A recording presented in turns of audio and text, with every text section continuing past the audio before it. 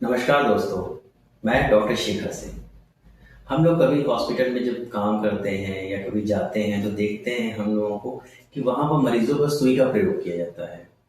तमाम इंजेक्शंस लगते हैं, दवाइयाँ लगती हैं जिसमें सुई यूज़ होती है। तो सुई इस्तेमाल करने के बाद उसको कैसे नष्ट करना है, ये भी एक बहुत ही महत्वपूर्ण कड़ी होती है। अन्यथा सुई का दुरुपयोग हो सकता है। इसलिए आज हमारा वीडियो है सुई को निस्तारित करना, कि सुई को डिस्पोज करना, सुई को नष्ट करना। सुई यानी इंजेक्शन। तो सबसे पहले उसी को समझते हैं कि वो क्या है, कैसे उसमें क्या पार्ट्स होते हैं, कैसे उसको नष्ट करना है। तो चलिए हम लोग देखते हैं। ये हमारे पास एक सुई है या इंजेक्शन है। इसके विभिन्न प्रकार होते हैं। सबसे पहले हम बात करें तो ये हमारे पास कैप है जो प्लास्टिक की होती है। इसको कैसे बायोमेडिकल वेस्ट के हिसाब से निस्तारित करना है, ये एक अलग पूरा अध्याय है। जैसे ये प्लास्टिक है तो इसको लाल रंग की बाल्टी या बिन में डालते हैं। सपोज कीजिए हमने इसको डाल दिया। अब हमारे पास ये सिरिंज बची हुई है। अब इस सिरिंज के विभिन्न भागों का अगर बात करें तो इसमें ये जो मेटल का पोर्शन है इसको निडिल कहते हैं। ये धातु की बनी हुई निडिल। फिर इसके आगे बढ़ते हैं तो इसका जो प्लास्टिक का टुकड़ा है, ये प्लास्टिक का दिखता है हिस्सा, इसे कहते हैं हब। फिर एक लंबी सी बॉडी रहती है जिसमें दवाई या द्रव इकट्ठा होता है, इसको बैरल कहते हैं। फिर एक प्लास्टिक का हिस्सा होता है जहां उंगली फंसाई जाती है, ये इसको फ्लैंज कहते हैं। और एक हिस्सा होता है जिसको हम लोग खींचते हैं, आगे पीछे करते हैं, जिससे दवाई भरी जाती है और दवाई निकलती है। इसको कहते हैं plunger. Plunger, flange, barrel, hub and needle, इस तरह करके ये पूरी सिरिंज बनती है। अब हमारे हाथ में ये सिरिंज है। सपोज कीजिए कि हमने मरीज पर इसका प्रयोग कर लिया है। अब ये संक्रमित हो गई है तो इसका उचित तरीके से निस्तारण करना बहुत ही आवश्यक है। प्लस एक और बड़ी वजह है इसको निस्तारित ढंग से करने के लिए, क्योंकि अगर ये उचित तरीके से निस्तारित नहीं होती है तो बहुत सारे जो कूड़ा बीनने वाले होते हैं वो ले जाते हैं, इस सुई को धुलते हैं, पोंछते हैं और फिर से नए पैकेट में पैक करके इसको मार्केट में बेच देते हैं। तो बिना ढंग से विसंक्रमित किए हुए यही सुई यदि किसी स्वस्थ मनुष्य को लगे और इससे कुछ बीमारी फैल सकती है, इसलिए इस चीज को रोकने के लिए भी इस सुई को उचित तरीके से निस्तारित करना जरूरी है। इसके लिए हमें क्या करना चाहिए? इसके लिए हमें इस सुई को ऐसे नष्ट करना चाहिए कि दोबारा प्रयोग ना की जा सके। इसके लिए हम सभी हॉस्पिटल में एक उपकरण देखते होंगे जिसे हब कटर या नीडल कटर कहते हैं, जो इस तरह का भी हो सकता है और ये इस तरह का भी हो सकता है। इसे हब कटर या नीडल कटर क्यों कहते हैं?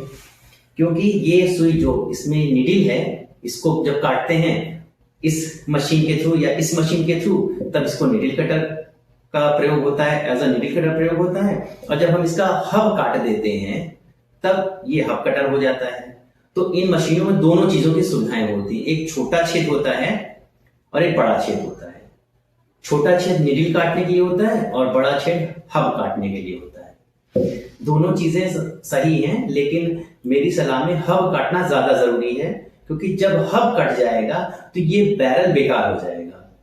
तो इसे कूड़े वाले उठा करके ले नहीं जाएंगे, क्योंकि अब वो इनके किसी काम का नहीं रहा। अदरवाइज इसका दोबारा दुरुपयोग हो सकता है। इसीलिए मेरी ये सलाह है कि हब अवश्य काटें। अगर आप निडिल और हब दोनों काटते हैं तो बहुत ही अच्छी बात है। तो आइए अब इस चीज को करके सीखते हैं। ये हमारे पास एक छोटा सा पीपीसी जार है। पीपीसी जार माने कि पंचर प्रूफ कंटेनर। एक ऐसा कंटेनर, एक ऐसा डब्बा जो पंचर प्रूफ हो, मतलब जो उसमें छेद नहीं हो सके। अगर ये निकल जाए उसमें तो ऐसे ऐसे करने पे या इसको यूज करने पे वो निडल इसमें छेद न कर सके, पंचर प्रूफ। तो इसके लिए इस डब्बे को या तो स्टील का बनाया जाता है या फिर मोटी प्लास्टिक का बनाया जाता है, जैसे कि इसमें है। जिसको सुई छेद नहीं सकती है। पंचर प्रूफ कंटेनर यानी पीपीसी जार। तो सबसे पहले हम लोग छोटे डब्बे को देखते हैं, इसको सीखते हैं। इसमें आप देख रहे हैं 2 छेद बने हुए हैं, एक छोटा छेद है और एक बड़ा छेद है। छोटा छेद नीडल कटर और बड़ा छेद हब कटर के तौर पर इस्तेमाल किया जाता है। अब हमारे हाथ में ये सुई है, ये नीडल है। अब हम छोटे छेद में अगर इस वहां से पता नहीं दिख रहा है कि नहीं दिख रहा है, एक छोटे छेद में हम पहले नीडल डालते हैं। ये हमने छोटे छेद में नीडल इस प्रकार से डाल दी है। अब ये हमारे पास इसका हैंडल है, इस हैंडल को ऐसे घुमाते हैं, दबा देते हैं दोनों एक तरफ, ये ऐसे कर देते हैं। अब हमारी नीडल कट गई, ये देखिए ये नीडल कट गई। अब इस बैरल का दुरुपयोग हो सकता है, इसलिए हमें इसका हब काटना भी जरूरी है। तो अब हम बड़े छेद में हब डालते हैं इस प्रकार और दोनों हैंडल को एक कर देते हैं। ये देखिए ये इस तरह से अब इसका हब भी कट गया है। अब ये किसी भी कूड़े वाले या रैक पिकर के लिए बेकार हो गया है, अब वो इसका दुरुपयोग नहीं कर सकते हैं। तो इस प्रकार हमने देखा इस छोटे वाले हब कटर से किस प्रकार हमने हब काटा है, निष्प्रयोज्य कर दिया है। अब जो हमारे पास ये सिरिंज का बचा हुआ पोर्शन है, इसको हम प्लास्टिक जो डालते हैं रेड कलर के बिन में, उसमें डाल देंगे। तो ये हमारा छोटा वाला हब कटर कैसे प्रयोग करते हैं इसको हमने देख लिया।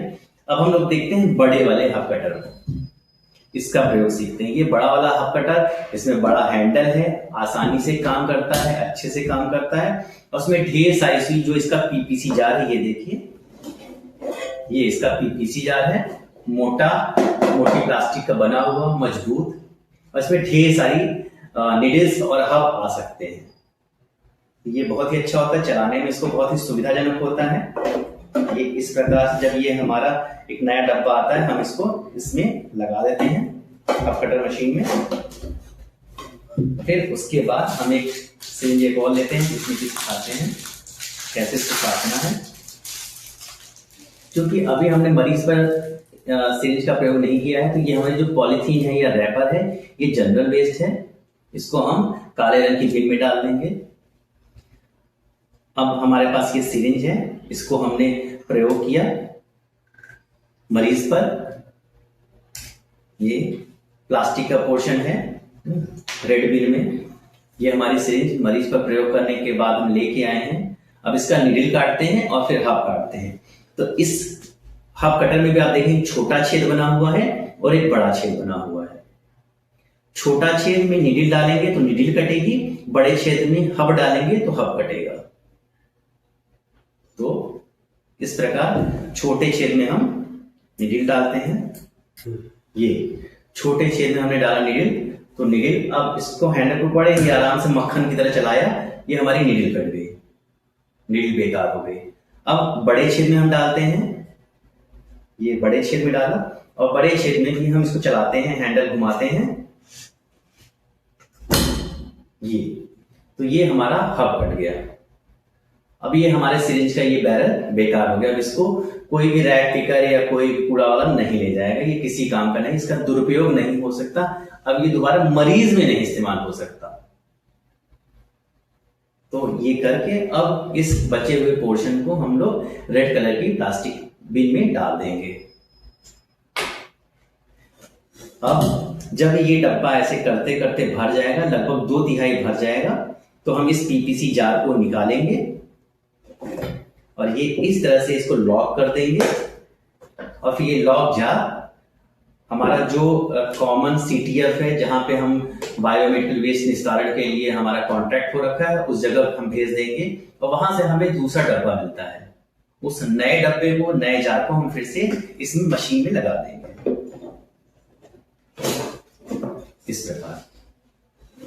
तो देखा आपने, ये दोनों हब कटर या नीडल कटर मशीन यूज करना बहुत ही आसान है।